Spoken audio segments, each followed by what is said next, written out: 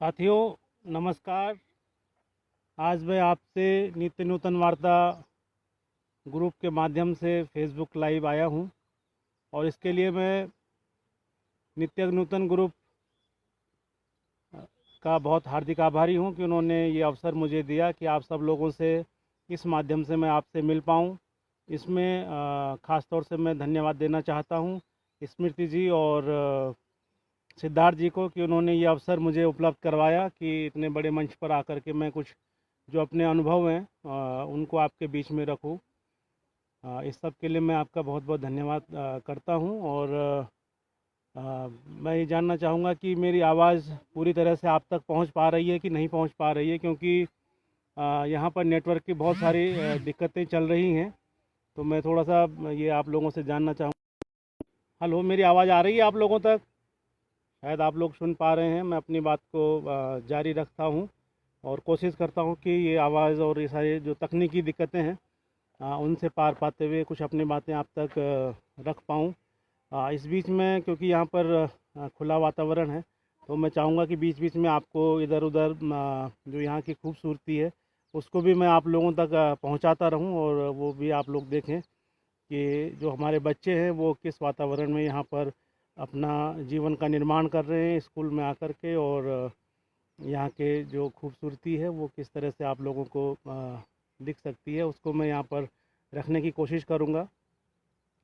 साथियों, मैं न तो कोई बहुत बौद्धिक आदमी हूँ और अकादमिक आदमी हूँ, ऐसा कुछ भी नहीं हूँ। और कहने के लिए ये कहूँ कि बहुत ज़्यादा अनुभव मेरे पास है तो वो भी नहीं है, क्योंकि अभी बहुत सारी चीज़ें हैं जिनको कि हम लोग सीख रहे हैं। किसी में सफल हो रहे हैं, किसी में असफल हो रहे हैं।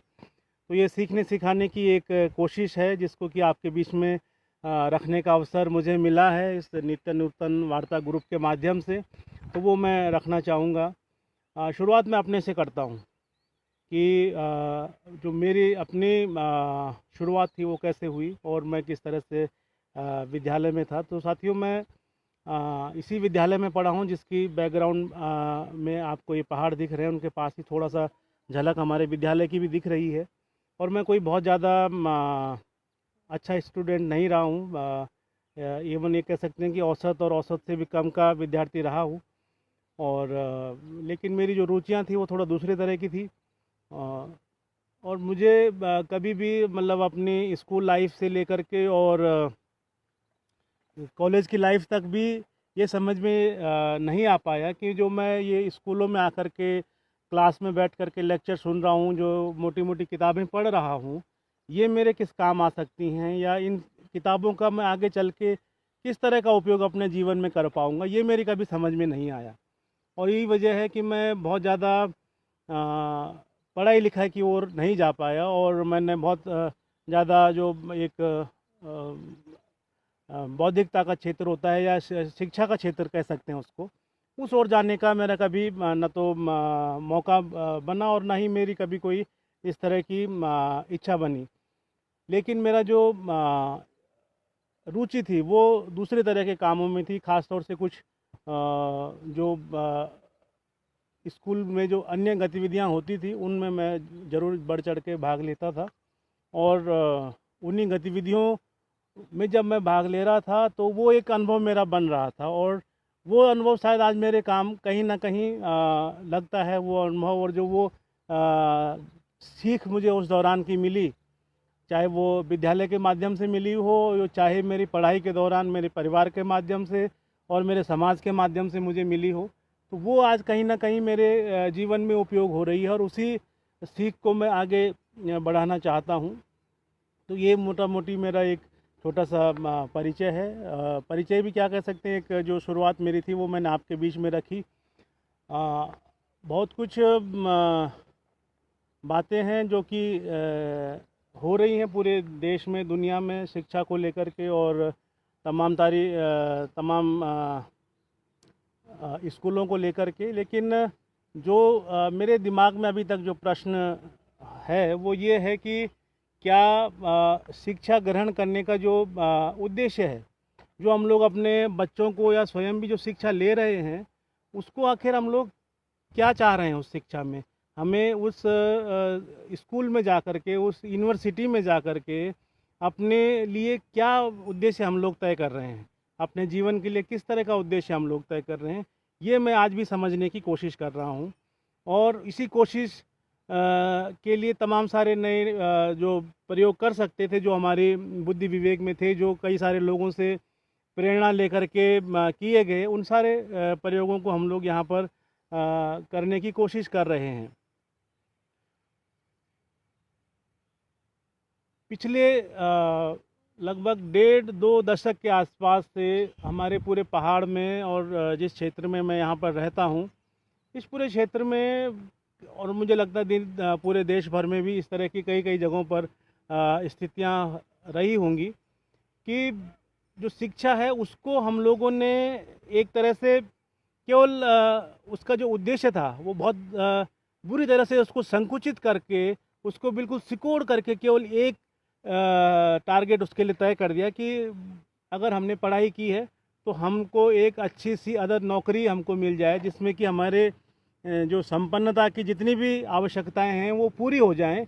यहाँ तक हमने जो शिक्षा का एक उद्देश्य था उसको संकुचित करके रख दिया था। और यही हमारे आसपास हो रहा था जब गांव के गांव पहाड़ जो उत्तराखंड है वो अपने पलायन की मार तो झेल रहा था, लेकिन पिछले 1.5 से 2 दशक में ये हुआ कि जो हमारे बच्चे थे जो अभी तक गांव में थे, गांव के स्कूल में शिक्षा ग्रहण कर रहे थे, वो भी बहुत तेज़ी से शहरों की ओर, सड़कों की ओर पलायन कर गए अपने माता पिता के साथ। और गांव के स्कूलों में कोई वो रहा नहीं, गांव के स्कूल खाली हो गए, गांव खाली हो गए।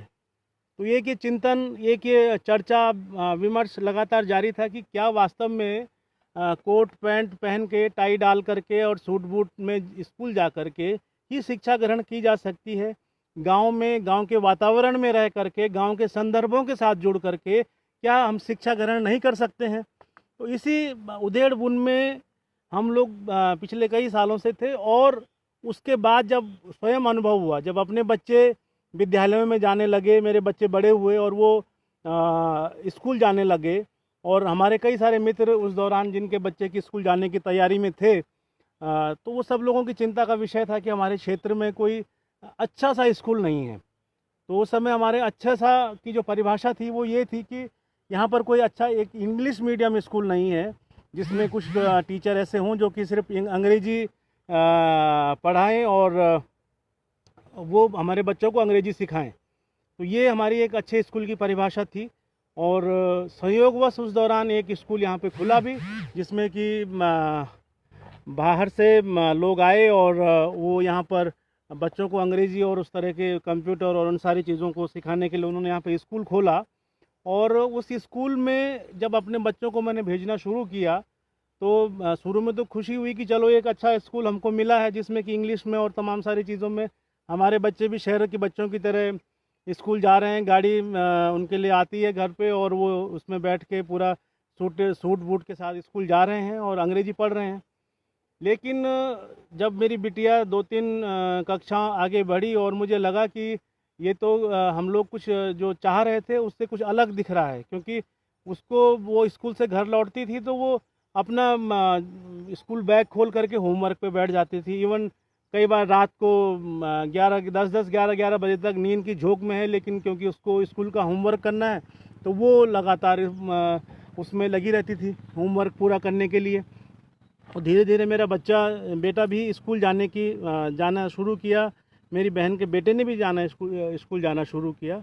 और सारे बच्चों की यही हालत थी कि वो उनका जो अपना समय होता था, जो कि खेलने कूदने का जो समय था, जो आसपास की चीज़ों को समझने का समय था, अपने संदर्भों से जुड़ने की जो बात थी, अपने समाज से जुड़ने की का जो समय था, वो पूरी तरह से स्कूल और स्कूल के दिए हुए होमवर्क के साथ पूरी तरह से व्यस्त वो हो गए। और उस पूरे जो समय उनको मिल रहा था वो समय पूरा का पूरा विद्यालय और विद्यालय के कार्यों को करने में चला गया। तो ऐसे में एक अजीब सी घुटन हमें महसूस होती थी कि क्या इसका विकल्प हम कैसे करें, क्या करें। तो हमारे एक बहुत ही वरिष्ठ साथी हैं जो कि पूरे हिमालय और पूरे देश भर में शांति और पर्यावरण के मुद्दों पर मुखर रहे हैं, मनोज भाई, जो कि जिनको बहुत सारे लोग मनोज पांडे के नाम से जानते हैं। और हिमालय सेवा संघ के वो लगभग 25 सालों तक जो है सचिव रहे हैं। तो वो उनके साथ हमारा बचपन से ही जुड़ाव रहा था और वो हमारे लिए एक प्रेरणा बने इस पूरे दौर में। और उनकी जो बिटिया थी, वो उन्होंने अपनी बिटिया को पूरे 10 साल तक किसी भी विद्यालय में नहीं भेजा और उसको अपने साथ लेकर के वो यात्राओं पर जाते थे, लोगों से मिलते थे और लोगों को अपने घर पे भी आमंत्रित करते थे। और उनकी बिटिया को वो अलग अलग ढंग से चीज़ें सीखने का अवसर वहाँ पर मिल रहा था। और उस यात्रा के उनकी जो बिटिया के साथ यात्रा होती थी, उसमें भी कई सारी यात्राओं का मैं शरीक बना। तो मुझे ये अनुभव हुआ कि एक ये विकल्प हो सकता है कि हम लोग अपने बच्चों को इस तरह से भी पढ़ा सकते हैं। तो फिर हम लोगों ने कोशिश की और मनोज भाई ने हमको प्रेरणा दी और हम दो एक मित्र और इसमें तैयार हुए और हम लोगों ने परिवर्तन के नाम से एक शिक्षण केंद्र की यहाँ पर शुरुआत की।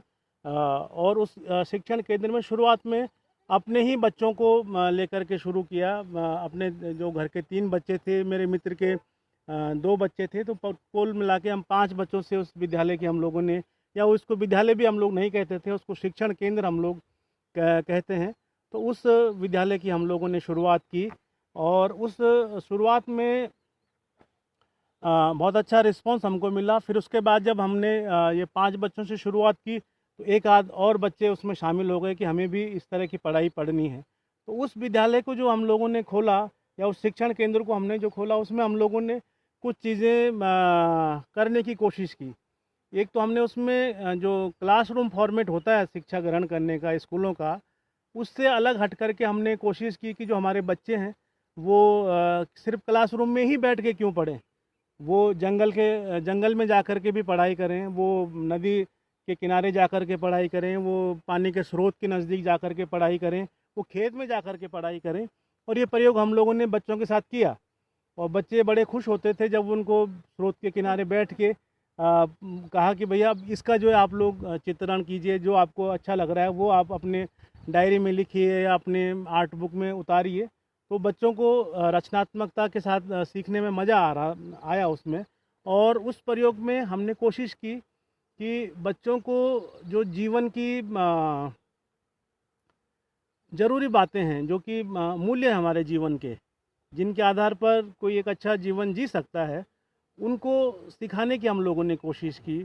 और इस दौरान हमारे बीच में एक बहुत ही वायलेंट था एक बच्चा, जो कि वो उसके वायलेंट होने के पीछे का कारण ये था कि वो जिस भी विद्यालय में गया वहाँ पर चूँकि वो विद्यालय की जो सीमाएं होती हैं उसमें वो बंद करके नहीं रहा।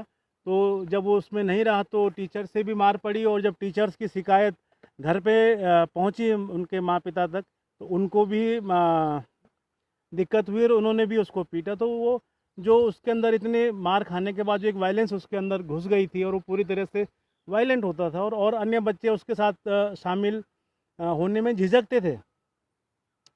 तो वो हमारे लिए एक चुनौती भी थी और हम लोगों ने कोशिश की कि उस तरह के बच्चों के लिए जो अलग तरह के विद्यालय होते हैं उसके अलावा भी ये विकल्प हो सकता है कि वो सामान्य बच्चों के साथ सामान्य ढंग से पढ़ाई कर पाए या सीख पाए। तो ये कोशिश हम लोगों ने की और उसको अपने साथ बिठाने की और उसको पूरी तरह से जो अन्य बच्चों के साथ व्यवहार हो रहा था उसी व्यवहार को उसके साथ करने का किया हम लोगों ने। और सिखाया कि हम आपस में एक दूसरे से कैसे प्यार करते हैं, प्यार करने को हम लोग प्यार को कैसे जता सकते हैं, हम एक दूसरे के कितने अच्छे ढंग से गले मिल सकते हैं, एक दूसरे की जो भावनाएं हैं उसको किस तरह से हम लोग केयर कर सकते हैं।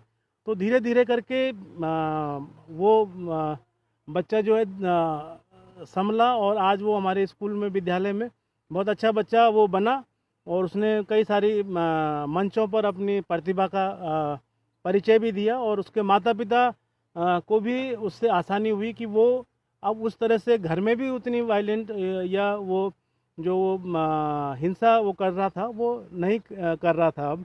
तो ये एक प्रयोग था हमारा और उसमें हम लोगों ने इस तरह से किया।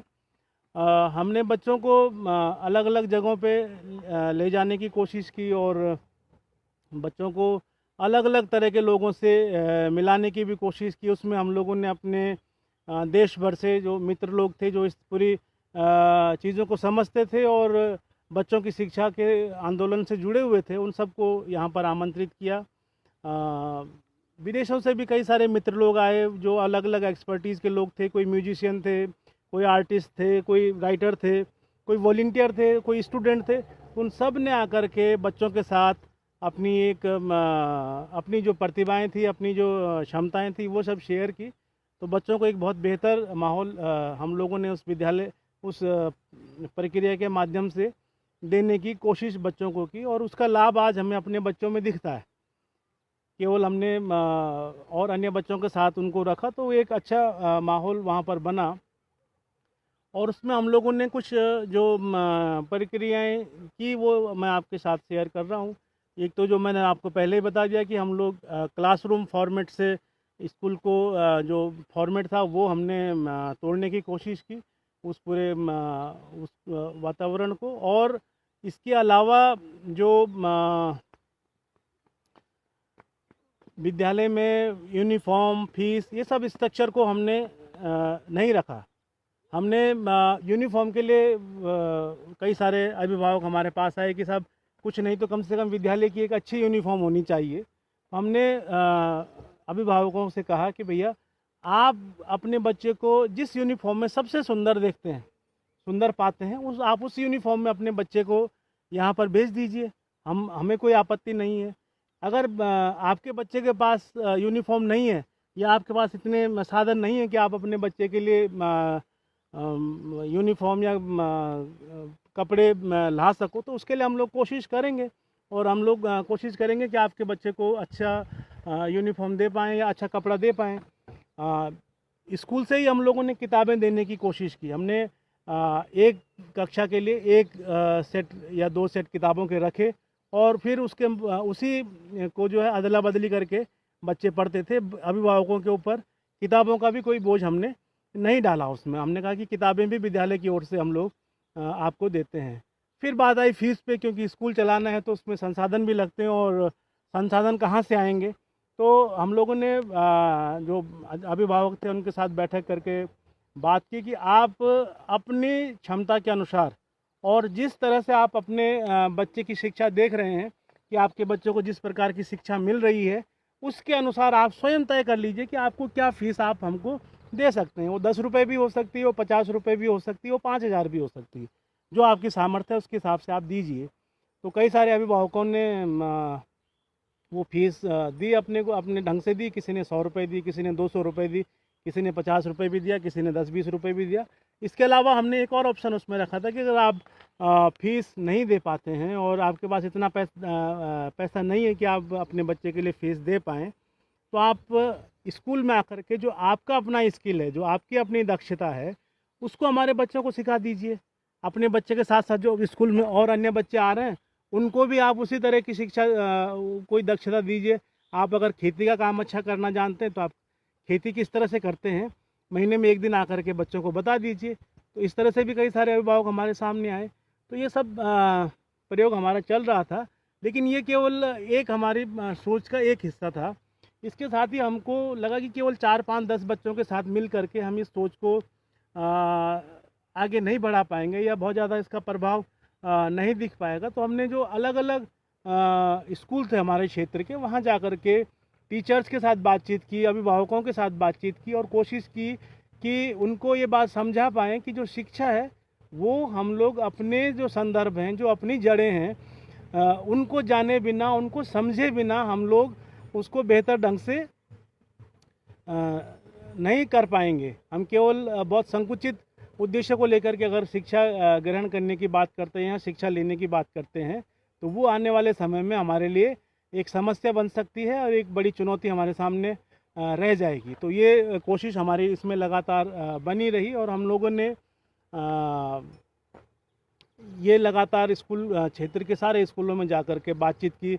स्कूलों में जाकर के बच्चों के साथ उनके पानी के बारे में बात की, उनके जंगल के बारे में बात की, उनके जल स्रोतों के बारे में बात की, उनके जो लोकगीत हैं, लोक कथाएँ हैं, उनको लेकर के बात की। और इस पूरी प्रक्रिया में बहुत सारे लोगों का सहयोग हमको मिला।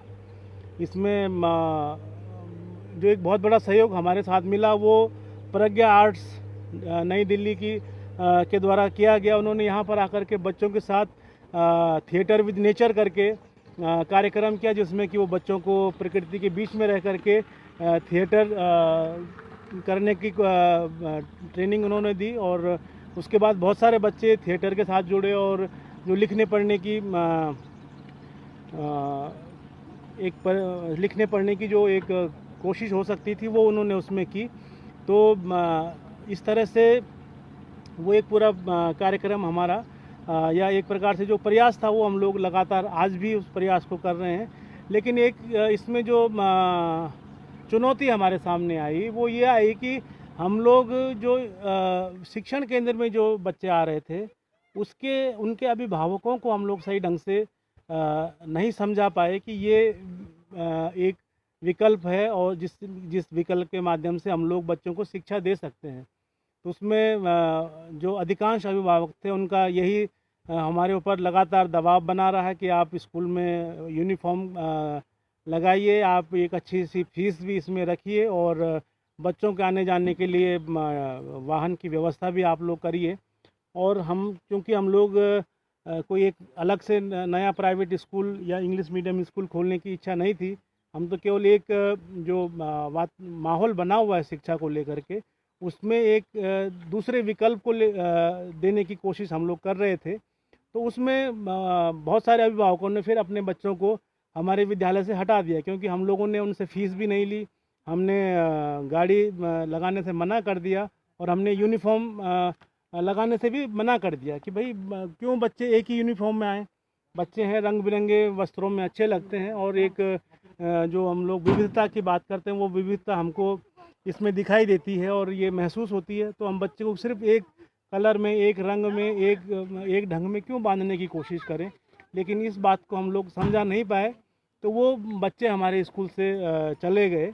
और अभी तक हम लोगों ने अपने सारे जो बच्चे अपने ही परिवार के थे जिनसे हम लोगों ने शुरुआत की थी, उन्हीं को लेकर के हम लोगों ने अपनी जो कोशिशें थी, जो प्रयोग थे वो जारी किए। और अब हमारे जो बच्चे हैं वो उस प्रक्रिया से आगे निकल गए हैं। और यहाँ पर जो ये जिस प्रांगण में मैं खड़ा हूँ, राजकीय इंटर कॉलेज जाजल के, यहाँ पर आकर के वो अब यहाँ पर प्रवेश ले रहे हैं और अगली कक्षाओं में जा रहे हैं।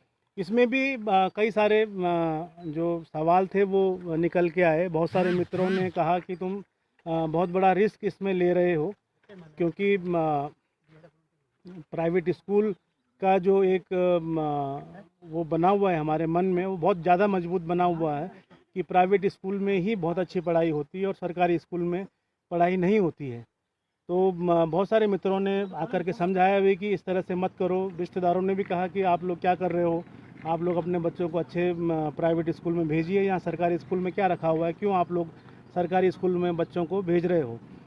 लेकिन हम लोगों का एक मन था और उसको जो सोच थी उसको हमने दृढ़ता से जारी रखा और अपने सारे बच्चों को सरकार के चलाए जा रहे स्कूल में भेजा। और हमारे बच्चे बहुत बेहतर वहाँ पर सीख रहे हैं, कर रहे हैं। एक जो बात हमारे उसमें आती है कि हम लोग कैसे करते हैं, मतलब जो सरकारी शिक्षा है उसको सुधारने की तो हम लोग बात करते हैं, लेकिन वहाँ पर अपने बच्चों को भेजने के लिए हम लोग तैयार नहीं होते हैं। तो जब तक हम अपने बच्चों को वहाँ पर नहीं भेजेंगे और उसको महसूस नहीं करेंगे तो हमें कैसे मालूम होगा कि वहाँ पर किस प्रकार की शिक्षा दी जा रही है। तो मेरा ये सवाल उन सब लोगों से है कि अगर आप सरकारी शिक्षा को गलत मान रहे हैं, बेकार मान रहे हैं, बिल्कुल ख़राब व्यवस्था हो गई है और कई मायनों में कई जगहों पर ये स्थिति है भी, लेकिन हम कहने के जो हमारी बात है वो तब ज़्यादा तार्किक होगी, तब ज़्यादा सत्य के नज़दीक होगी जब हमारे अपने बच्चे उन विद्यालयों में जा रहे होंगे। और तब हम कह पाएँ कि इस विद्यालय में इस तरह इस चीज़ में इस बात की कमी है, तो उसको ठीक करने में भी हम सहयोग कर पाएंगे। तो हम लोगों ने यही कोशिश की और जो विद्यालय में हम लोग सहयोग कर सकते थे वो हम लोग आज भी कर रहे हैं। विद्यालय के साथ पूरी एक टीम के माध्यम से जुड़े हुए हैं और पूरी एक विद्यालय टीम का हिस्सा बने हुए हैं अभिभावक भी। और विद्यालय में हर वो गतिविधि संचालित की जाती है जो कि किसी भी प्राइवेट स्कूल में बहुत मोटी फीस लेकर के अभिभावकों से बहुत मोटी फीस लेकर के अब ये स्कूल संचालक करते हैं, वो यहाँ पर हम लोग बहुत आसानी से सभी के सहयोग से, सबकी भागीदारी से जुड़ करके उन गतिविधियों का यहाँ पे संचालन करते हैं। तो ये हमारी शिक्षा की बात थी। और इसमें हम लोग ख़ास तौर से मैं अपने स्तर पर जो भी हम लोगों ने अपने बच्चों के लिए जो निर्णय लिए और जो काम हम लोग कर रहे हैं उससे हम लोग अभी संतुष्ट हैं और सीखने की लगातार हमारी कोशिशें जारी हैं और कोशिश कर रहे हैं कि जो हमारे आसपास के जो युवा लोग हैं, जो छात्र हैं, वो पढ़ाई भी करें लेकिन अपने संदर्भों से भी जुड़े रहें, अपनी जो जड़ें हैं, जो अपने आसपास का वातावरण है उसको भी समझें।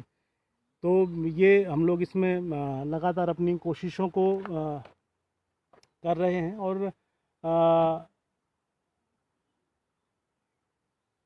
सबको क्योंकि शिक्षा का एक बहुत सीमित उद्देश्य बना दिया गया है कि शिक्षा ग्रहण करने के बाद हमको एक अच्छी सी नौकरी मिल जाएगी, तो उसमें वो भी आसान नहीं होने वाला है आने वाले समय में। और आज भी चाहे हम लोग सरकारी नौकरियों की तरफ देखें या प्राइवेट में जो ठीक जॉब है जहाँ पर कि अच्छी धनराशि मिलती है मानदेय के रूप में या वेतन के रूप में, वो मिलना भी आज के समय में आसान नहीं रहा है। तो ऐसे में हम लोग क्या कर सकते हैं? हम लोगों ने जो ये शिक्षा का तंत्र पूरा खड़ा किया है उसमें जो पूरी तरह से निर्भरता हम लोगों ने बनाई है वो स्कूल की शिक्षा के ऊपर बनाई है। लेकिन जो शिक्षा हमारे गांव घरों में मिलती है और उसके लिए हमें कोई फीस नहीं देनी पड़ती, वो हमको स्वतः ही उस शिक्षा का वो शिक्षा हमको मिल जाती है। उसको हम लोगों ने कोई महत्व नहीं दिया और इसी वजह से आज बहुत से लोग उस शिक्षा से वंचित हैं। और ख़ास तौर से जो हमारे गांव के बच्चे हैं जिनको कि बहुत आसानी से जो गांव की शिक्षाएं थी, चाहे वो खेती बाड़ी करने का तरीका हो, पशु पालने की बात हो, जंगल और अपने प्राकृतिक संसाधनों के साथ जीने की जो कला थी, वो कला हम लोगों ने सिर्फ एक अंग्रेजी को पढ़ने के लिए अपने बच्चों से छीन ली है। आज अगर हमारा बच्चा 20 साल बाद गांव में आता है 25-26 साल की उम्र में, तो उसको ये जानकारी या उसको उस पूरी व्यवस्था से तारतम्य मिलाने में, समझने में ही बहुत समय लगने वाला है। वो समझ भी पाएगा कि नहीं, ये भी हम लोग नहीं जानते हैं। तो हम लोगों की कोशिश ये है कि बच्चे अपने संदर्भों से जुड़ें और जो हमारे हाथ में जो दक्षता आ सकती है वो हम लोग उस दक्षता को किस तरह से बनाए रख सकते हैं और आगे आने वाली पीढ़ी को दे सकते हैं, उसको लेकर के हम सभी को आगे आना होगा और काम करने होंगे। इस बीच में बहुत सारे साथियों के कमेंट्स ज़रूर आ रहे होंगे, लेकिन मैं अभी कमेंट्स को नहीं देख पा रहा हूँ क्योंकि ये पूरा लाइव उसका चल रहा है।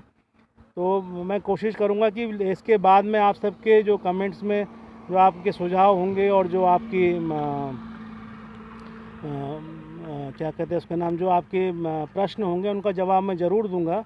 लेकिन अभी फ़िलहाल यहाँ पर मुझे कमेंट्स नहीं दिखाई दे रहे हैं और कोशिश करूँगा कि जब ये लाइव मैं पूरा कर दूँ तो उसके बाद मैं आपको कमेंट्स देख पाऊँ। या अभी भी कुछ सारे साथी लोग इसमें जुड़े हुए हैं। इसमें स्मृति जी हैं, प्रदीप इसमें मुझे दिखाई दे रहे हैं, शायद मोहन भाई जी इसमें हैं और मुझे शायद बिशन भी इसमें को मैं देख पा रहा हूँ। कई सारे और साथी इसमें जुड़े हुए हैं, लगभग 20 लोग इस समय इस लाइव सेशन को यहाँ पर देख रहे हैं। लेकिन मैं कोशिश कर रहा हूँ कि मेरे को कहीं से जो कमेंट्स आपके हैं वो दिख जाएं, लेकिन अभी तक वो कमेंट्स मेरे को मेरी स्क्रीन पे आए नहीं हैं। मैं कोशिश करूँगा कि वो कमेंट्स को मैं देख पाऊँ और फिर उनको मैं आपके अनुसार जो वो है उनको हम लोग इसमें जोड़ पाऊँ मैं उसको। और लेकिन ये कमेंट्स अभी दिख नहीं रहे हैं। जेपी भाई भी हमारे साथ जुड़ गए हैं, जयप्रकाश कंसवाल। तो मैं कोशिश पूरी हो जाए तो मैं आपके जो कमेंट्स हैं उनके जवाब दूं और जो आपके सलाह सुझाव हैं उनको भी समझूं। तो जो मैं बात कर रहा था कि हम लोग जो हमारा पूरा शिक्षा को हम लोग केवल एक खाने में बंद करके देख रहे हैं अभी। और जो हमारी पूरे जीवन की जो व्यवस्थाएं हैं उनको समझने की आज बहुत ज़रूरत है। और ख़ास तौर से मैं अपना जो अनुभव आपको बताता हूँ कि जब मेरे सामने विकल्प आया कि मैं किस विषय में अपनी आगे की पढ़ाई को जारी रखूं, तो उस टाइम पे भी और आज भी जो माहौल है और जो एक नरेशन सेट हो रखा है कि जो विज्ञान के छात्र हैं वो पढ़ाई में उच्च दर्जे पे रहते हैं, और जो कला वाले हैं क्योंकि वो कम पढ़ना लिखना जानते हैं तो वो कला सब विषय लेते हैं। तो मैंने भी 9वीं क्लास में था, उसमें कला विषय लिया और उसके बाद आगे की पढ़ाई अपनी इंटर तक कला विषय में ही की।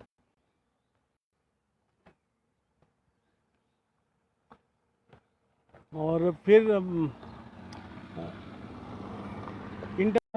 जब इंटर के बाद 12वीं करने के बाद समझ में आया कि विज्ञान विषय मेरे लिए नहीं है और मैं विज्ञान विषय में कुछ नहीं कर पाऊँगा। तो फिर मैं जो कला विषय था उसकी ओर गया और कला के विषयों को पढ़ना शुरू किया और उस तरफ मेरी रुचि जागी। और क्योंकि हम लोग अक्सर अपने बच्चों पे कैरियर ओरिएंटेड बनाने के लिए उनको उनकी जो रुचि है उसको उनको अपनी समझ के हिसाब से विषय उनके चुनते हैं और फिर उनको कहते हैं कि इसमें आप पढ़ाई करो। और इसी का कारण है कि आज जो हमारा पूरा युवा वर्ग है वो अपने इस कैरियर को लेकर के और उसकी जो पूरी सिस्टम है उसमें इस तरह से फंसा हुआ है कि वो बहुत बुरी तरह से तनाव का शिकार हो रहा है। और ये तनाव कहीं ना कहीं उनके ऊपर जो उनके लिए जो कैरियर का बनाने का और जो आगे से भविष्य की एक कल्पना करके जो दबाव बनाया जा रहा है वो युवाओं को तनाव की ओर ढकेल रहा है और उनके जो जीवन है उसको तबाह भी कर रहा है। हमारे आए दिन हमारे सामने बहुत सारी घटनाएं घटित होती हैं और जो हमारे देश में कोटा एक जगह है जहाँ पर कि बहुत सारे लोग जा कर के कोचिंग लेते हैं। मुझे तो बहुत समय बाद उसकी जानकारी हुई कि कोटा एक ऐसी जगह भी है जहाँ पर कि लोग जा कर के कोचिंग करते हैं अलग अलग नौकरियों के लिए अलग अलग ढंग से। लेकिन वहाँ पर ये भी आया कि वहाँ पर जो युवा लोगों की आत्महत्या करने का जो दर है वो भी बहुत ज़्यादा है। वहाँ पर वहाँ के कलेक्टर की तो चिट्ठी भी काफ़ी फेमस पूरे सोशल मीडिया पर भी हुई थी कि वो किस तरह से उन्होंने अभिभावकों को और बच्चों को उस टेंशन से उस तनाव से निकलने के लिए अपनी बात कही थी। तो मैं अपनी बात कर रहा था तो मुझे जब विषय लेने थे अपने ग्रेजुएशन में तो मेरे पिताजी ने जो कि स्वयं में काफ़ी उस समय के बहुत ही शिक्षित व्यक्ति माने जाते थे, उस दौरान उन्होंने काफ़ी कुछ किया और सरकारी नौकरियों में होते तो कहीं किसी बड़े अफसरी पद से वो भी रिटायर होते, लेकिन उन्होंने अपनी चॉइस या अपनी जो चुनाव था उन्होंने वो गांव में रह कर के काम करने का किया। लेकिन उन्होंने मुझे ग्रेजुएशन में मेरे विषय चयनित किए और मुझे जो विषय दिए गए थे वो उन्होंने अपनी रुचि के हिसाब से मुझे दिए। तो मुझे जो पढ़ना था वो मुझे दूसरे सब विषयों में ज़्यादा रुचि थी जिनको कि मैं आज अब पढ़ने की कोशिश कर रहा हूँ, चाहे वो दर्शन शास्त्र हो, मनोविज्ञान हो। मेरी कोशिश है कि मैं इन चीज़ों को समझूँ, इनकी जो आधार बातें हैं वो समझने की मैं आज कोशिश कर रहा हूँ।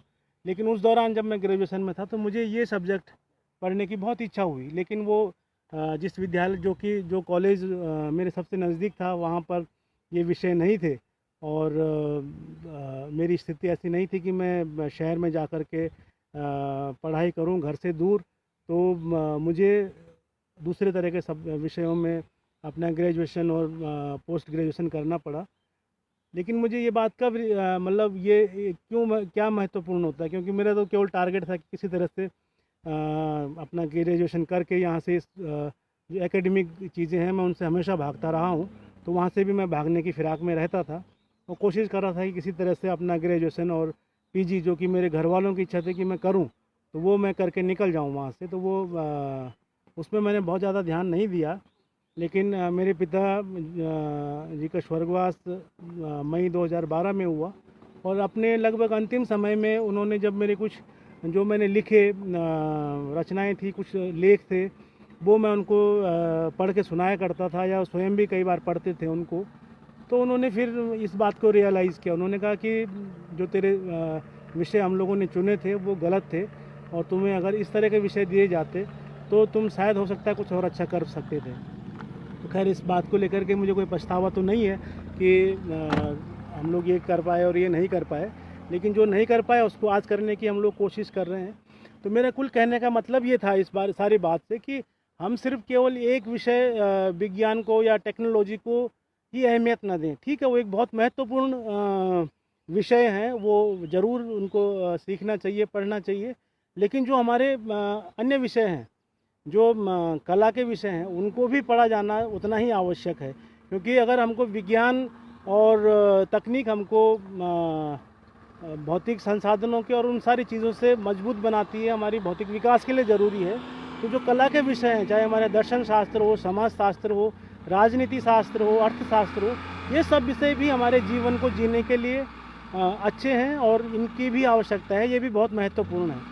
तो ये हमको समझना होगा और इन विषयों को भी दोबारा से इनका महत्व समझना होगा और इनको अपनाना होगा। क्योंकि आज बहुत से लोग जो है केवल विज्ञान और तकनीकी के क्षेत्र को ही सब कुछ मान बैठे हैं, जबकि ऐसा नहीं है।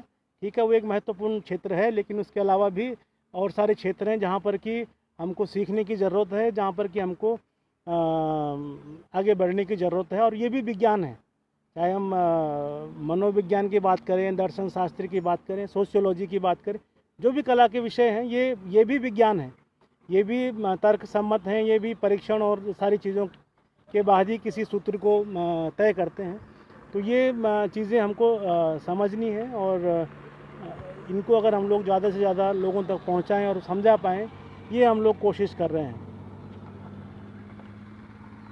हम लोगों की कोशिश ये भी रही कि अगर हम लोगों के हाथ में अपने दक्षताएं हों तो हमें किसी नौकरी की क्यों आवश्यकता पड़े, हम किसी की नौकरी क्यों करें, हम लोग स्वयं अपने काम को क्यों ना शुरू करें। चाहे हम खेतीबाड़ी के काम को अपनाएं, चाहे हम पशुपालन के काम को अपनाएं, चाहे हम सिलाई बुनाई कढ़ाई के काम को अपनाएं, जो भी हाथ की हमारी कलाएं हैं उनको सीखना आज मुझे लगता है आप कोई सी भी पढ़ाई करो, आप किसी भी यूनिवर्सिटी में जाओ, आप देश के बड़े से बड़े कॉलेज में चले जाओ, वहाँ पर आप पढ़ाई करो, IIT में चले जाओ, IIM में चले जाओ, सब तरह की पढ़ाई आप लोग करिए, लेकिन जो अपने हाथ की दक्षताएं हैं, आपको कितने लोगों को है जो कि अच्छा खाना बना पाते हैं, भोजन बना पाते हैं, वो अपने आप में एक कला है। अगर हम उस कला से वंचित हैं तो हम कितने ही बड़े पढ़े लिखे हों, एक समय पे अगर ऐसा कोई स्थिति बनती है तो हम भूखे भी रह सकते हैं। तो क्यों ना हम उन कलाओं को अपने बच्चों को सिखाएं। और हमने ये कोशिश अपने शिक्षण केंद्र के माध्यम से की। हम लोगों ने बच्चों को कढ़ाई बुनाई और इन सारी कलाओं में सिखाने की कोशिश की कि बच्चे इस तरह की चीज़ों को भी सीखें। और आज भी हम लोग कोशिश कर रहे हैं कि हमारे बच्चे अपनी जो हाथ की कलाएं हैं उसमें वो किस तरह से दक्ष हो सकते हैं। ठीक है, उनकी आगे जो करने की इच्छा होगी वो करें, लेकिन उनके अपने हाथ के स्किल उनके पास होने चाहिए।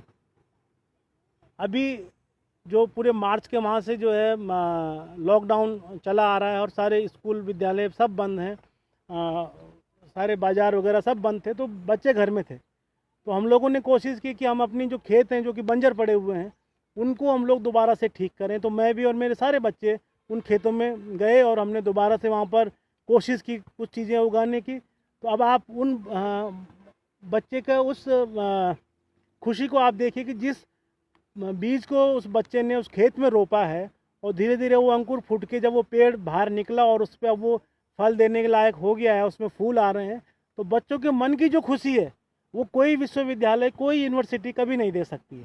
तो वो जो मन की खुशी है उसको किस तरह से हम लोग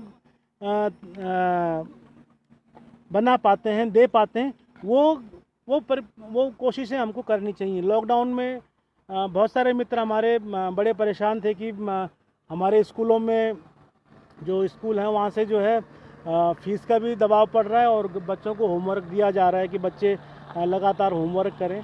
तो मेरा उन सभी से के साथ में अपना जो अनुभव है वो रखना चाहता हूँ कि हम लोगों ने बच्चों के साथ ये किया और बच्चों के साथ लगातार अपने 8-10 खेतों में हम लोगों ने कोशिश की और आज हम लोग वहाँ पर सब्जियाँ उगा रहे हैं, वहाँ पर कुछ फल हम लोगों ने उगाए हैं, कुछ हम लोगों ने दाल उगाने की कोशिश की। तो बच्चों ने, और सब काम बच्चों के माध्यम से हुआ। बच्चे बहुत अच्छी मेहनत करते हैं और बहुत अच्छे ढंग से उन सारी चीज़ों को देख पा रहे हैं।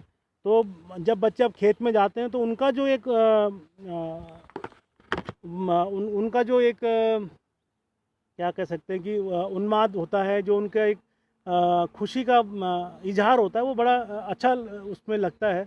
और बच्चे की एक मेमोरी क्रिएट होती है। बच्चा आने वाले 10 साल बाद, 20 साल बाद वो कहीं भी किसी भी स्थिति में रहे, लेकिन उसके मन में ये जो स्मृतियाँ हैं उनको बोने का काम इस समय बच्चों के साथ किए जाने की आवश्यकता है कि बच्चों की जो स्मृतियाँ हैं उनको हम कैसे तैयार करें, जो उनको आने वाले समय में सीख दें, प्रेरणा दें।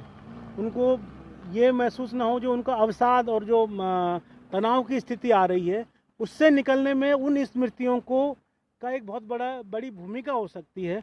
तो आज वो समय है कि हम अपने बच्चों के साथ उन स्मृतियों को बनाएं। कोई ज़रूरी नहीं है कि आपके पास बहुत बड़ा खेत होगा तभी आप इसको करेंगे। आप अपने घर में, शहरों में जहाँ पर आप रह रहे हैं, घर की छत पर कर सकते हैं। अगर कहीं फ्लैट्स में रह रहे हैं तो आप अपने गमलों में अपने बच्चों के माध्यम से उन छोटी छोटी, चाहे आप फूल के पौधे लगाएं, चाहे आप छोटे साग सब्जी के पौधे लगाएं, और बच्चों के हाथों से करवाएं। आप स्वयं भी करें और बच्चों से भी करवाएं, तो बच्चों के लिए वो एक बहुत ही सुखद स्मृति रहेगी जो कि उसके साथ पूरे जीवन भर चलेगी। तो ये लॉकडाउन के दौरान हम सब लोगों ने ये किया और कोशिश करते हैं कि बच्चे इस तरह की चीज़ों के साथ जुड़े रहें और वो आने वाले समय में उनके सामने किसी भी प्रकार का कोई संकट आए, कोई चुनौती आए, तो उनके पास अपने जीवन को चलाने के लिए विकल्प तैयार हों। वो ये ना हो कि आज किसी मल्टीनेशनल कंपनी से नौकरी छूट गई तो वो घर आके बैठ गए, 4 दिन उन्होंने अवसाद में रहे, कुछ घर वालों के साथ बदतमीजी की या मारपीट की, अपने परिवार के साथ मारपीट की, और कुछ दिन बाद या तो खुद मर गए या दूसरे को मार दिया। इस तरह के बहुत सारे उदाहरण हमारे देश समाज में हैं। जब लोग इस तरह की फ्रस्ट्रेशन में आते हैं तो वो किस तरह से हिंसा के शिकार होते हैं और हिंसा पे उतारू भी होते हैं। तो इन सब चीज़ों से अगर हमको आने वाले समाज को बचाना है, अपने बच्चों को बचाना है, तो हमें उनको विकल्प दिखा के रखने होंगे। और विकल्प सिर्फ विद्यालय जा कर के नहीं होंगे, ये मैं आप लोगों से कहना चाहता हूँ कि केवल हम स्कूल में भेज करके, अच्छी मोटी फीस दे करके और अच्छी ड्रेस में भेज करके बच्चों को इन विकल्पों को तैयार नहीं कर सकते हैं। बच्चों को मिट्टी में भी जाना होगा, खेत में भी जाना होगा, जंगल में भी जाना होगा, और उनको समझाना होगा कि हम लोग प्रकृति के साथ किस तरह से जी सकते हैं। आने वाला जो समय है वो उसमें जीवन तब ही स्थायित्व मिल पाएगा या सस्टेनेबल हो पाएगा जब हम लोग अपने को कितना अधिक प्रकृति के नज़दीक रख पाते हैं। ये आज हमको इस कोरोना के संकट में अच्छे से समझ जाना चाहिए। अगर हम लोग नहीं समझ रहे हैं तो अब फिर दोबारा से हम लोग कोशिश करें। इस संकट के समय में ये बात हमको बहुत अच्छे ढंग से सीखने का अवसर मिला है कि अगर हमारा जीवन प्रकृति के जितना नज़दीक होगा, प्रकृति से जितना जुड़ा हुआ होगा, हमारा जीवन उतना ही सुखद होगा, उतना ही स्थायी होगा, उतना ही संपन्न होगा। हमारे पास कितनी गाड़ी घोड़े हो जाएं, कितने बड़े बंगले हो जाएं, कितने ही बढ़िया हम लोग खाना खा लें, लेकिन जब मुसीबत आएगी, जब इस तरह के संकट के दौर आएंगे, तो हमें निश्चित तौर पर प्रकृति की ओर जाने के लिए विवश होना पड़ेगा। और प्रकृति के साथ जीने की जो कलाएं हैं वो सीखने की आज हमारे पास अवसर है। तो अगर हम उसको आज सीख पाते हैं, उन सारी चीज़ों को जो प्रकृति के साथ जीने की हमारी कलाएँ थी, जो हम लोग सीखते थे कि हम लोग अगर जंगल में जा रहे हैं तो हमें किस तरह का व्यवहार करना है, अगर हम खेत में हैं तो हमें खेत में किस प्रकार का व्यवहार करके रहना है, हमारी जो कपड़े हैं वो किस तरह से होने चाहिए, हमारी जो भावनाएं हैं वो कैसे होनी चाहिए। हम अगर अपने जल स्रोत पे जा रहे हैं तो वहाँ पर हम क्या भावना लेकर के जाएंगे, ये आज समझने की ज़रूरत है। अगर हम अपने जंगल को, अपनी खेती को, अपने पानी को नहीं बचा पा रहे हैं और अपनी जो नई पीढ़ी है उसको उस चीज़ से नहीं जोड़ पा रहे हैं, तो आने वाले समय में हम अपने पूरे समाज के लिए, अपने बच्चों के लिए एक बहुत बड़ी चुनौती खड़ी करने जा रहे हैं। तो इसके लिए हमको अपने बच्चों को अपने जो संदर्भ हैं, अपने जो जड़ें हैं, वहाँ पर रखना बहुत आवश्यक है।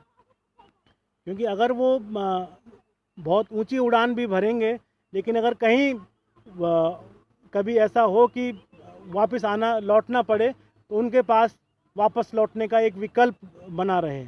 और ये सिर्फ वापस लौटने का विकल्प नहीं है, ये भी मैं आपको मतलब जो अनुभव है उससे कह सकता हूँ कि अगर आप इसको एक आजीविका के रूप में और जो एक अपने जीवन को चलाने के लिए जो संसाधन चाहिए उनको जोड़ने के लिए एक तरीका बनाते हैं, तो ये एक बहुत अच्छा माध्यम है कि आप खेतीबाड़ी और पशुपालन और इन सारी चीज़ों से जुड़ करके आप अपने जीवन को बहुत समृद्ध ढंग से जी सकते हैं।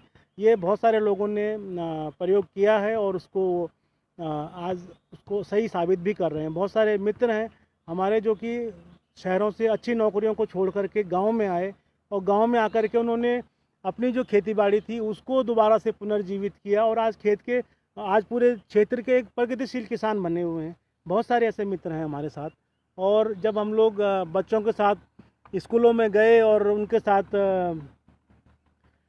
बातचीत की और उनको प्रेरित करने की कोशिश की कि वो अपनी खेतीबाड़ी और इन सारी चीज़ों से जुड़े रहें, तो इसमें बहुत सारे उत्साही युवक थे, लोग थे, युवतियाँ थी जो आई और उन्होंने अपने खेतों को दोबारा से ठीक करने की कोशिश की और आज वो अपने घर में अच्छी खेती कर रहे हैं। ऐसे बहुत सारे युवा साथियों को मैं जानता हूँ सब, और उनसे रोज़ बातचीत होती रहती है, मुलाकात होती रहती है और बड़ा अच्छा लगता है जब वो अपने खेतों के बारे में, अपने द्वारा उगाई गई फसलों के बारे में हमसे चर्चा करते हैं या कोई नई फसल यहाँ पर उगाना चाहते हैं उसके लिए हमारे से सहयोग मांगने की कोशिश करते हैं। तो ये एक हमारे लिए सुखद अनुभूति होती है कि हमारे जो बात है, जो उसको हम समझाना चाह रहे थे, जो अनुभव हमारे बहुत सारे मित्रों का अनुभव है, उससे जो हम लोगों ने सीख ली और अब पूरे समाज के साथ हम कोशिश कर रहे हैं उसको देने की, तो उस सीख से कुछ लोग तैयार हो रहे हैं और वो अच्छे से अपने खेती में, अपने गांव में, अपने आस पड़ोस में चीज़ों को सहेज रहे हैं। तो ये सुन के और समझ के, देख के सुखद होता है। और ये केवल वापस लौट करके आने का विकल्प नहीं है। जैसा कि इस समय अगर उत्तराखंड की मैं स्थिति कहूँ तो आज हमारे उत्तराखंड में जो गांव हैं बहुत खुशहाल दिख रहे हैं, बहुत भरे पूरे दिख रहे हैं, क्योंकि हमारे जो युवा लोग थे, जो गांव की एक बड़ी जनसंख्या थी जो शहरों में रह रही थी, वो आज इस कोरोना के संकट में, लॉकडाउन के कारण सब वापस अपने घरों को लौटे हैं। तो एक अच्छी सुखद स्थिति गाँव में दिख रही है और बहुत सारे लोगों की उम्मीदें भी जगी हैं, उनमें से मैं भी हूँ। इनमें से कुछ लोग अगर गाँव में रुक गए और अपनी खेती बाड़ी को इन्होंने अपनी आजीविका का विकल्प बना दिया, तो निश्चित तौर पर गांव की जो कई सारी समस्याएं हैं वो सुलझ सकती हैं, ठीक हो सकती हैं। लेकिन सिर्फ ये वापस लौट करके आने का विकल्प नहीं है, बल्कि ये यहीं पर रुक करके अपने जीवन को आगे बढ़ाने का विकल्प भी है और एक तरीका भी है। क्योंकि यहाँ पर जब हम गांव में काम कर रहे हैं, गांव में रह करके जीवन यापन कर रहे हैं, तो आपको अपनी सुविधाओं के लिए उतने ज़्यादा पैसे की आवश्यकता नहीं है जितना कि आपको शहरों में ज़रूरत पड़ती है। अगर आप शहरों में रह रहे हैं तो आपको वहाँ पर मकान का किराया देना है, बच्चों की स्कूल की फ़ीस देनी है, हर चीज़ आपको ख़रीद के खानी है। इवन कई बार पानी के लिए भी आपको पैसा देना पड़ता है। लेकिन जब आप गांव में आते हैं तो गांव में बहुत सारी चीज़ें आपको स्वतः ही उपलब्ध हो जाती हैं। आपको कई बार आपको शाम के लिए जो सब्ज़ी आप लोग बाज़ार से ख़रीद के लाते हैं वो गांव में सुलभता से मिल जाती है। तो गांव की मैं बात कर रहा हूँ कि गांव में उस तरह के खर्चे आपके कम हो जाते हैं। तो यहाँ पर आपकी जो आय है वो अगर 50,000 लाख रुपए न भी हो, आप 5 से 10,000 रुपये महीना भी कमा रहे हैं या 20,000 रुपये महीना भी कमा रहे हैं। और जो कमाना कोई बहुत मुश्किल काम नहीं है। यहाँ पहाड़ में बहुत से लोग इस तरह के काम को कर रहे हैं। अगर आप में से कोई साथी आना चाहेंगे तो हम आपको उन सब लोगों से मिलवा सकते हैं जो इस तरह के प्रयोग में लगे हुए हैं और खेतीबाड़ी से ही अपने पूरे जीवन को चला रहे हैं। और ये कोई चलाना नहीं है, पूरी संपन्नता के साथ चला रहे हैं। उनके पास अपनी गाड़ी घोड़े हैं, अपना अच्छा मकान है, उठने बैठने की अच्छी व्यवस्थाएं हैं, तो वो कर रहे हैं इस काम को। तो मैं यही कह रहा हूँ कि आप लोग इसको एक विकल्प के रूप में अपने जो आजीविका के विकल्प के रूप में तय कर सकते हैं। तो ये एक बहुत अच्छा माध्यम बन सकता है जिसमें कि आप अच्छी आजीविका अपने लिए तैयार कर सकते हैं, और अपने बच्चों के लिए ख़ास तौर से जो नई पीढ़ी, आने वाली पीढ़ी है, उनको आप लोग समझा सकते हैं, दिखा सकते हैं, और उनकी जो दक्षताएं हैं वो इस तरह से भी आप बना सकते हैं कि आप उनको खेती में किस तरह से। मैं अपना अनुभव बताता हूँ। आज से करीबन पिताजी उस समय बहुत ज़्यादा बीमार थे, और मुझे भी डॉक्टर ने बता दिया था कि तुम्हें भी डायबिटीज़ है।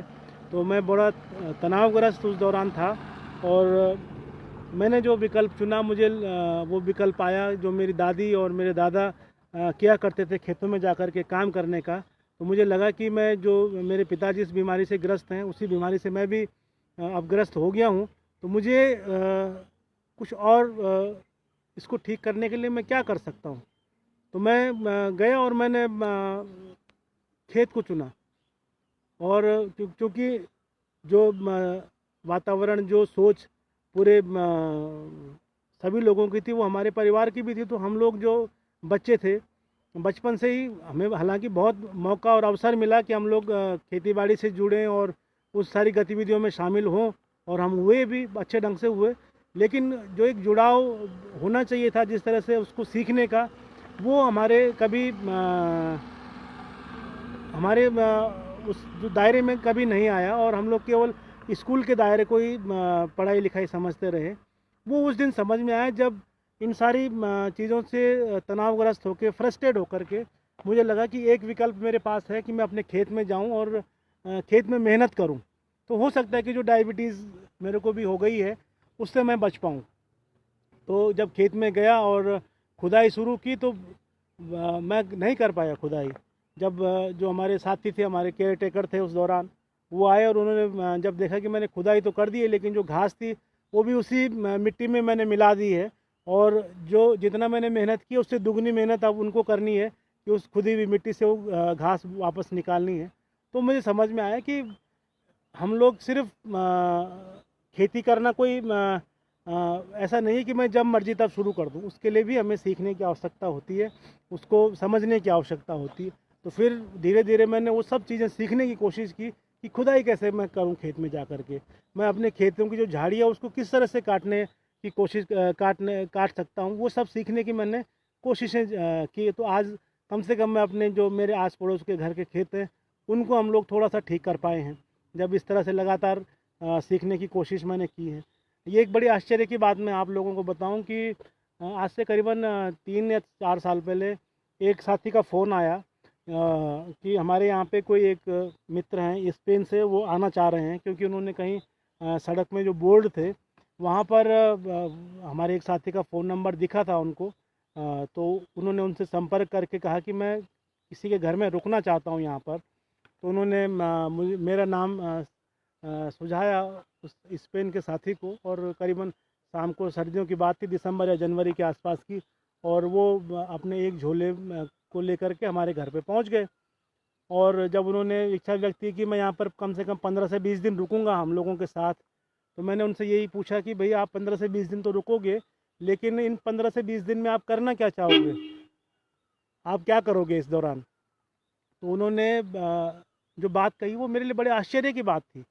उसने कहा मुझे तुमसे बहुत ज़्यादा कुछ नहीं सीखना है, लेकिन जो सीखना है वो बहुत महत्वपूर्ण सीखना है कि मुझे जंगल में लकड़ी कैसे काटते हैं, घास कैसे काटते हैं, ये 2 चीज़ें मुझे इन 15 दिनों में सीखनी है।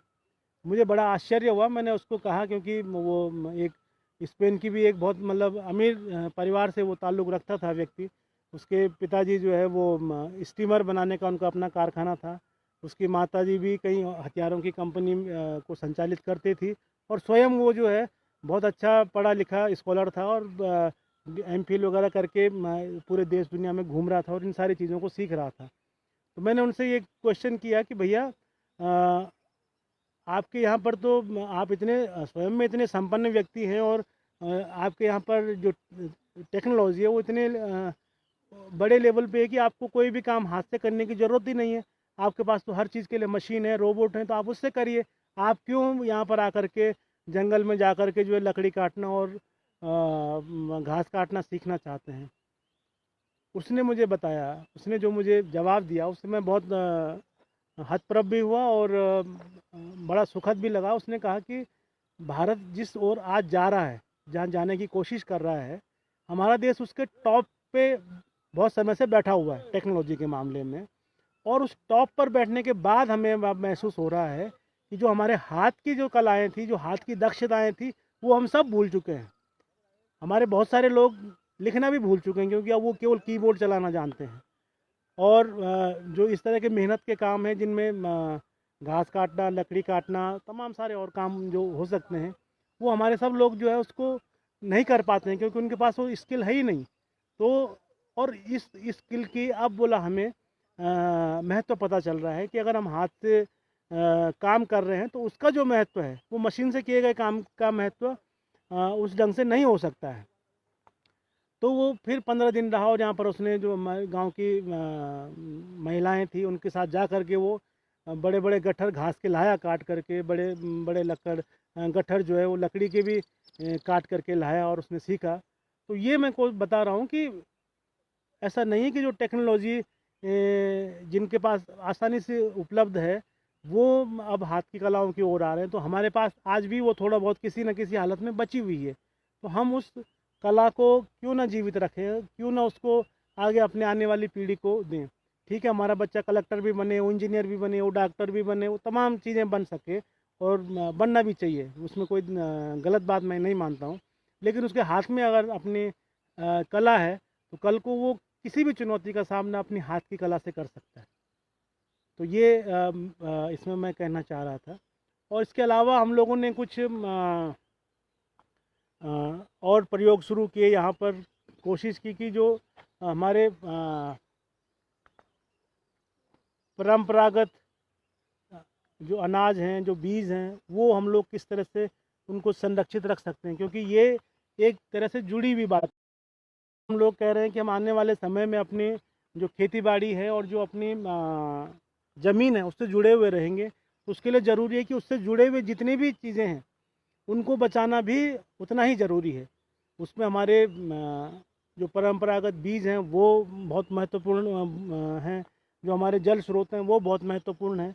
तो इसी मुहिम को आगे बढ़ाते हुए हम लोगों ने जो हमारे मित्र लोग हैं इन सबके सहयोग से कोशिश की कि जो हमारे किसान हैं, जो गांव में आज भी खेती कर रहे हैं इतने विपरीत वातावरण में भी, जबकि सब लोग शहरों की ओर भाग रहे हैं और शहर तक नहीं जा पाए, तो कम से कम गांव छोड़ करके वो निकट की सड़क तक तो आ ही गए हैं, निकट का जो बाज़ार है वहाँ तक पहुँच ही गए हैं अधिकांश लोग।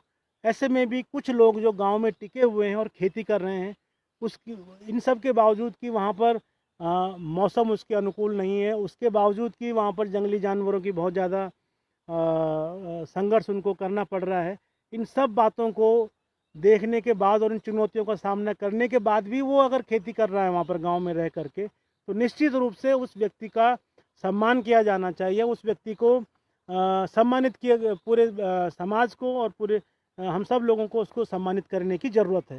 तो इसी सोच को लेकर के हम लोगों ने अपनी इस अभियान के साथ एक नई ये बात जोड़ी कि हम लोग जो गांव में खेती कर रहे हैं और जो आज इन सारी परिस्थितियों के बावजूद खेती कर रहे हैं, वो निश्चित तौर पर हमारे लिए प्रेरणा है और ऊर्जा के स्रोत हैं, और वो उनको सम्मान दिया जाना बहुत ज़रूरी है।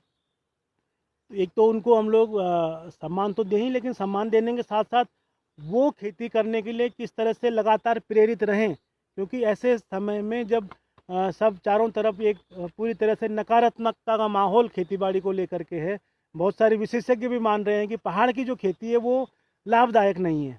इस पर मैं थोड़ी देर में बात करूंगा, लेकिन इसके बाद भी वो खेती कर रहे हैं, तो उनको प्रोत्साहित करने के लिए जो हम लोगों ने एक पहल शुरू की, उसको समूण के नाम से हम लोगों ने यहाँ पर शुरू किया। और समूण जो है वो गढ़वाली भाषा का एक शब्द है, जिसमें कि एक बहुत ही आत्मीयता के ढंग से जो उपहार या भेंट दी जाती है उसको हम यहाँ पर पहाड़ में समूण कहते हैं। ख़ास तौर से अपनी जो ससुराल गई बिटिया है उसको जब हम कुछ गांव अपने तरफ से भेंट भिजवाते हैं तो वो उसको समूण कहते हैं। और इस तरह की जिस भी अपने आत्मीय को हम लोग कोई गांव की अपनी जो खेती फसल फल जो हमारे घर में उपलब्ध होता है वो भेजते हैं, तो वो जो है उसको समूण कहते हैं। तो वो हम लोगों ने कोशिश की यहाँ पर शुरुआत करने की उस पहल को, और किसानों से जाके बातचीत की गांव में कि आप जो काम कर रहे हैं, हमने सबसे पहली बात ये समझाने की कोशिश की कि आप जो काम इस समय कर रहे हैं वो एक बहुत महत्वपूर्ण काम है, बहुत सम्मानजनक काम है। और सबसे पहले आप खेती बाड़ी अपने परिवार के लिए कीजिए। जो फसलों का आप उगा रहे हैं वो आप अपने परिवार के लिए उगाइए, और जब परिवार की आवश्यकताएं पूरी हो जाती हैं उसके बाद जो बच जाता है उसको आप हमें समूण के रूप में दीजिए। और हम कोशिश करेंगे कि जो बाज़ार है वहाँ पर आपकी जो ये फसल है इसका एक अच्छा मूल्य आपको मिले। तो ये हम लोगों ने मुहिम शुरू की जो कि आज बहुत सफल है। हमारे बहुत कम संसाधन हमारे पास हैं, कुछ मित्रों का सहयोग है, तो उन्हीं के सहयोग से हम लोगों ने, किसी ने 2000 5000 10,000 ऐसे करके हमको सहयोग किया, तो 15 20 25 हज़ार से हम लोगों ने अपनी ये मुहिम शुरू की। और जो किसान थे उनको अच्छा जो मूल्य है उनकी फसल का वो देने का हमारी कोशिश थी। बहुत सारी फसलों की जो मूल्य थे वो हम लोगों ने संशोधित करवाए और उनको थोड़ा अच्छा मूल्य मिलना शुरू हुआ। ये मुहिम हम लोग आज इस पूरे जो पहल है हमारी, सब एक साथ जुड़ के हम लोग इसको कर रहे हैं। और इसमें हम लोग जो स्कूल और युवा लोग हैं उनको साथ में लेकर के इसको चलते हैं, उनके साथ जुड़ाव करते हैं। और जो महिला किसान हैं गांव की, उनके साथ विशेष तौर से हमारा एक जुड़ाव बना हुआ है। तो उसके माध्यम से हम लोग ये कोशिश कर रहे हैं कि जो हमारे पहाड़ की फसल है उसका जो बेहतर लाभ है वो किसान तक पहुँचे, वो मीडिएटर के पास न पहुँचे। क्योंकि आज भी जो पहाड़ की और जैविक फसलों की जो मार्केट है वो बहुत बड़ी मार्केट है। और उसमें जो जैविक फसल के नाम पे जब हम चीज़ों को मार्केट में देखते हैं तो बहुत बड़े बड़े बहुत ऊंचे मूल्य पे जो है वो वस्तुएं वहाँ पर मिल रही हैं हमको, लेकिन कि क्या वो फ़ायदा किसान तक मिल पा रहा है कि नहीं मिल पा रहा है। एक बहुत बड़ी ब्रांडेड कंपनी है, उसके जो हल्दी है वो हम लोगों ने जब दिल्ली के मार्केट में INA मार्केट में और ये इसका क्या नाम, ये पाली की जो ये दिल्ली हाट में पता किया तो लगभग 1200 रुपये किलो वो हल्दी वहाँ पर बिक रही थी। लेकिन गांव से वो हल्दी 80 90 100 रुपये किलो लेके जाते हैं। तो जो मुनाफे का इतना बड़ा गैप है, ये किसान को किस तरह से पहुँच पाए, ये हम लोगों ने कोशिश की। तो हम लोगों ने इसमें जो हल्दी थी, मैं हल्दी का उदाहरण लिया तो हल्दी की बात आपको बता दूं कि जब हम लोगों ने 2015 में इस पहल की शुरुआत की तो उस समय जो यहाँ स्थानीय मार्केट में भी हल्दी लगभग 80 90 रुपये किलो मिल रही थी, बिक रही थी।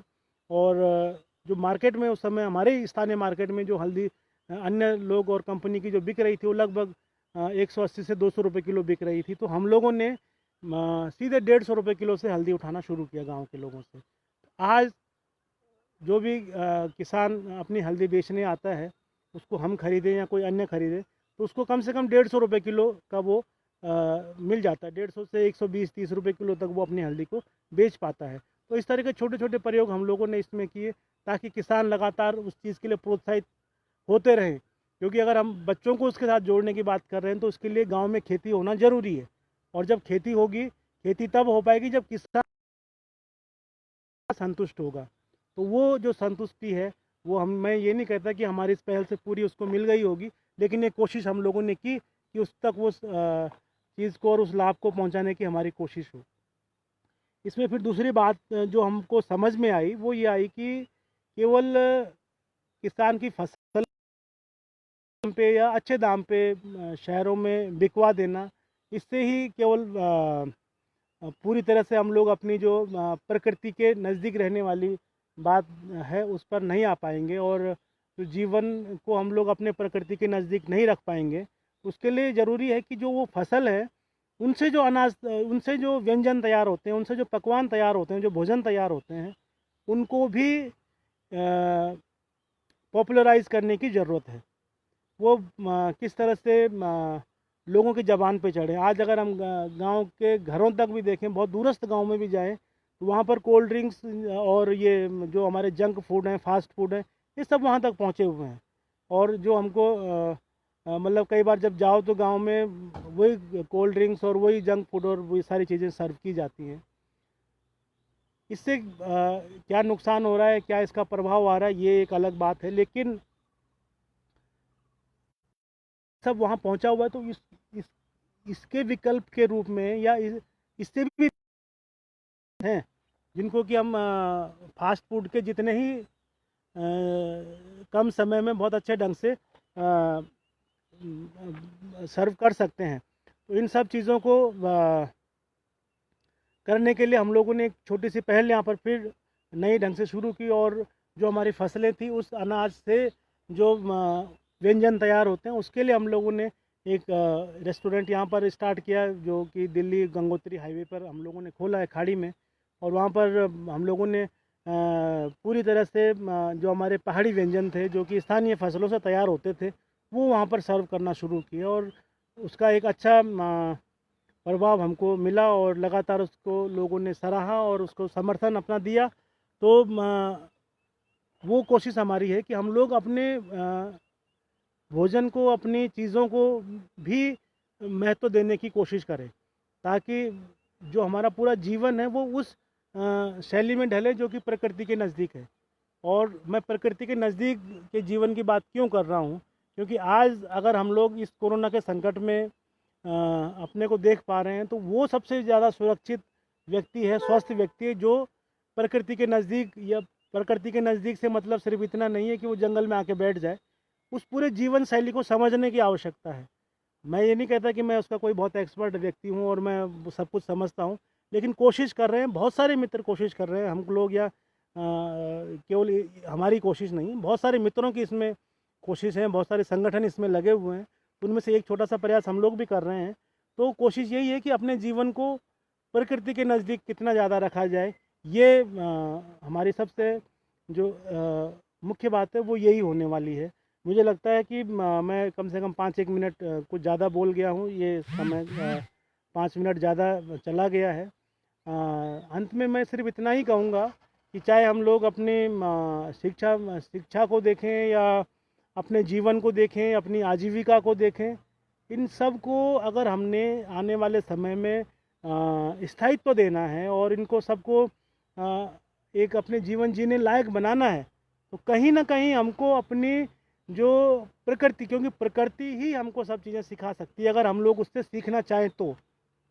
यदि हमारी इच्छा हो तो हम प्रकृति से जीवन जीना सीख सकते हैं और बहुत बेहतर जीवन हम लोग जी सकते हैं। ये हमको प्रकृति सिखाती है, लेकिन हमारे अंदर वो सीखने की चाह हो, इच्छा हो, तो निश्चित तौर पर हम लोग बहुत अच्छा ढंग से जो है अपने जीवन को चला सकते हैं। तो अंत में मैं सिर्फ यही कहना चाहूँगा कि हम जहाँ पर भी रहें, जिस भी जगह पर रहें, हम शहर में रहें, हम गांव में रहें, हम देश में रहें, विदेश में रहें, कहीं पर भी रहें, लेकिन कोशिश करिएगा कि जो अपना जीवन है उसको हम लोग कितने नेचुरल ढंग से, कितने प्राकृतिक ढंग से जी पा रहे हैं, ये महत्वपूर्ण है।